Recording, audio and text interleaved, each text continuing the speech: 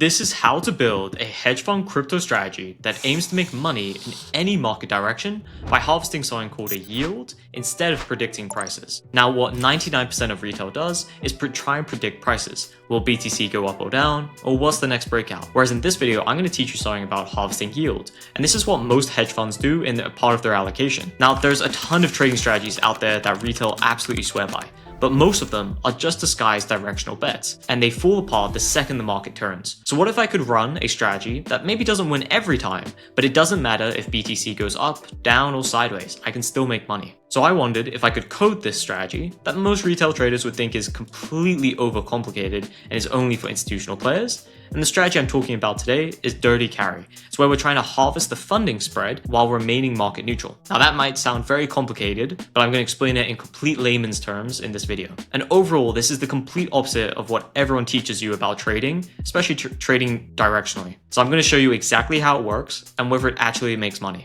Well, I've been coding systematic strategies for the past 6 years, and what I've learned is 3 things. A, the most popular retail strategies don't survive a proper backtest. B, the strategies that actually work consistently are normally ones retail either dismiss as too boring or too institutional. And C, if you don't know how to properly hedge your exposure, what looks like a clean strategy on paper can quietly turn into something completely different. And the traders who can spot the difference are the ones who actually build something that lasts and continuously makes money. So first, let me explain what is a carry trade. And before we even get into crypto specifically, let's explain the normal version of a carry strategy. A carry trade is one of the oldest strategies in finance. It's actually incredibly simple in concept. Primarily, you're borrowing something that is cheap and you lend in something more expensive, and then you primarily pocket that difference. That's all it is. So for example, you would borrow JPY at a 0.75% rate, and you would lend AUD at maybe a 4% rate, and then your carry would be that in-between rate. So overall, you'd be making about 3% completely risk-free, or ideally risk-free, while you're borrowing JPY and then you're lending AUD. And primarily, you make money even if the exchange rates don't actually move.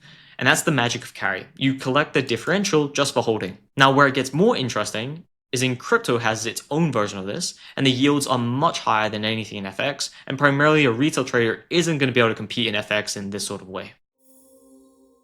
This leads me over to crypto's version, which in crypto we normally call it funding rates. This is the interest rate differential, is the funding rate on perpetual swaps, or perps for short. Perps are a futures contract that never expires, and because they never expire, they need a mechanism to stay anchored to the spot price. That mechanism is the funding rate, and normally it's paid around every 8 hours, sometimes every 4 hours, just depends on the exchange. And if you're still not too sure what perps are, if you go on, for example, Binance right now and you try and leverage long or leverage short BTC, you're going to be trading on perps, or just otherwise known as futures. Now, how does it work? Well, if the perp, so the futures contract, is above the spot contract, there are way too many longs and the perp price drifts above the spot. This means the longs are going to pay the shorts every 8 hours to bring that price back down so it's closer to the spot price. So overall, being short, you're collecting that funding. Whereas if the perp is below the spot, there are way too many shorts, and this means the perp price is drifting below the spot. This means short positions are going to pay long positions every 8 hours or so to bring the price back up. Now, whoever's on the receiving side of this funding is collecting that carry. Normally, funding rates are going to change every 8 hours or so, and this is specifically on Hyperliquid, and they are going to be all driven by trader positioning, not by central banks or anything like that. So now the question becomes, how do we collect this funding rate without taking on the price risk of the underlying coin, such as BTC? And that's where Spot-perp carry comes in. Now, the cleanest version of this is also very simple in theory. Primarily, the setup is this. So I'm going to long 1 BTC on spot, meaning I'm holding the actual underlying BTC. And then I'm going to short 1 BTC on the perp exchange. And then I'm going to be collecting that funding rate if shorts are being paid as described up here. But for the most part, my net exposure is 0 because I'm long BTC and also short it at the exact same time. And I'm just going to collect that funding rate every single 8 hours. So to do some very quick maths, let's just say the funding rate is 0.1% per 8 hours. Let's say it's free funding times a day times 365 days. I'm getting about 11% annualized, give or take. Now, why is this called kind of clean carry? Well, the hedge is structurally perfect. You're using the same asset, the same notional amount. You're just going on the opposite side of things. If BTC moves, the spot leg is going to gain exactly what the perp leg basically lost. The only real risks here are operational. And there are actually a good amount, but to summarize it, you've got things like auto deleveraging. You also have the exchange side of exchange risks. And without these sort of things, popping into mind, it can sound a bit too good to be true, right? Well, this is where it gets tricky, and I'm going to explain each con of a clean carry system.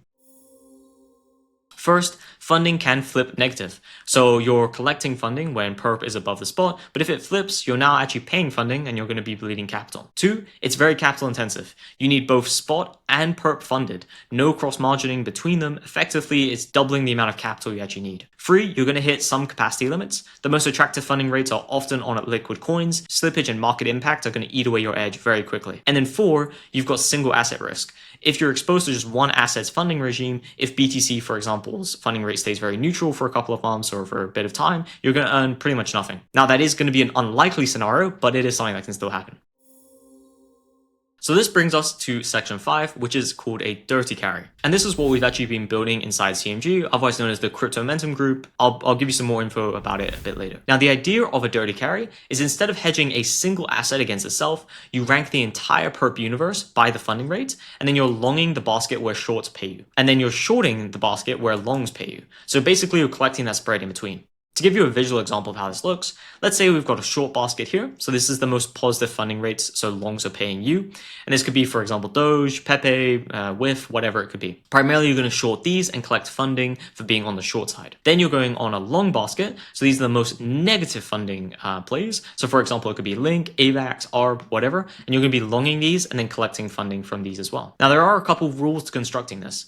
One, you're going to need vol targeting on each leg. This means equal risk weight, not equal dollar weight. You'll then also want to run dollar neutral. This means long and short, there's no net exposure kind of exposed. And then lastly, you want to harvest the spread. So you're going to be collecting funding from both sides at once and then kind of collecting that middle part. Now it is called dirty for a reason. And that's because the hedge is a basket against a basket. It's not an instrument against an instrument, for example. So BTC versus BTC is very clean because it's the exact same instrument. This, we've got different instruments, which obviously aren't, one-to-one to each other. So it's still a dirty carry. Now the upside here is you're going to have way higher capacity. It's going to be less single asset risk, and you're also collecting from both sides of the funding spread. The downside is it's much harder to run properly.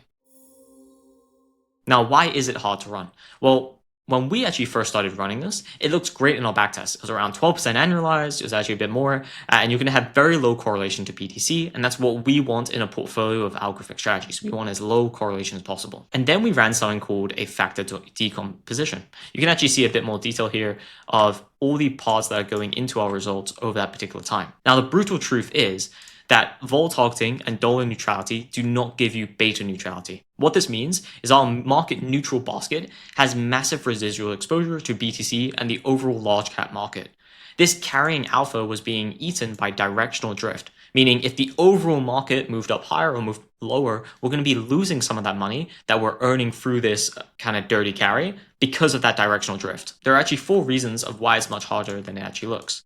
So 1, the hedge is never perfect. As I mentioned, you're hedging with proxies. The betas you size are going to be off as they're just an estimate, and they're going to also be stale by the time you use them. 2, there's a lot of different exposures that are happening in this one portfolio. So you're going to have multiple correlated factors, and you're going to have multiple factors that are going to happen during that you're going to have to try and neutralize. 3, you have the funding signal is directional. Overall funding rates aren't actually just pure carry. They do have sentiment kind of baked into them. So in trends, you're shorting leaders and then you're longing you're longing tokens that are a bit lagging. And 4, the universe rotation is very fast. Funding leadership rotates way faster than like a 30-day rolling betas can track, meaning you're going to be constantly switching tokens as well. So what did look like, 12% plus with some mysterious kind of factors exposures was really a disguised directional bet on the alt cycle. We were right when alts were trending up, but then we bled when they didn't. This is exactly the kind of trap most retail traders are going to fall into trying to run these more complex strategies because there's so many other unknown factors that can happen. And this is ultimately what makes a lot of people think they have alpha when most of the time they actually just have a hidden beta or the underlying exposure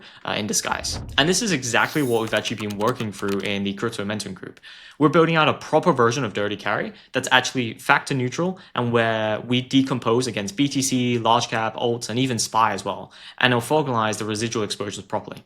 It's the kind of strategy that most retail traders are going to dismiss as too complicated. It's exactly what's worth running in a portfolio to be uncorrelated. And with AI nowadays, this kind of strategy is way more accessible than ever. Link in the description if you want to check it out or build your first ever live algo in crypto. Now, what does it look like actually done right then, when we take into account all these different factors that are being played into this one strategy? Well, this is where we're going to be hedging against BTC, the alt factor, and SPY. And as you can see, the final results look exceptionally way better. Overall, we're trending up to the right for a decent part of the section. You can also see the long and short exposure kind of differentialized between them two. Overall, this is going to have way lower correlation to BTC and alts, and this leads me to my next point. Carry is just one of the tools in a portfolio. It is not the tool. The whole point of running algorithmic strategies is to build a portfolio of uncorrelated returns, because that's how you actually smooth your exit curve and survive any market regime.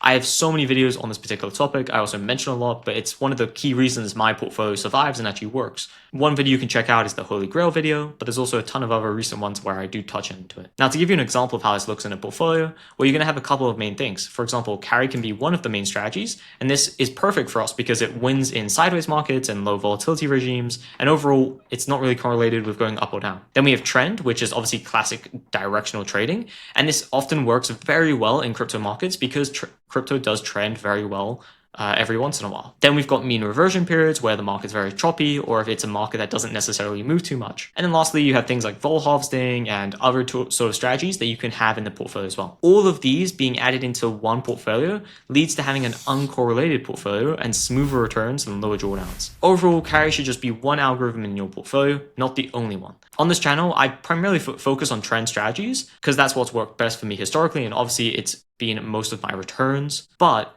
I'm constantly looking for low correlation or uncorrelated things to add to my portfolio to get what I kind of mentioned here, which is smoother returns and lower drawdowns. I hope this explanation of this strategy was useful for you. It's an interesting strategy I don't see many people talking about, and it's definitely something you can run by yourself. There are just pros and cons to it, like with any other strategy. And when you do crack it, you can actually get some very good results.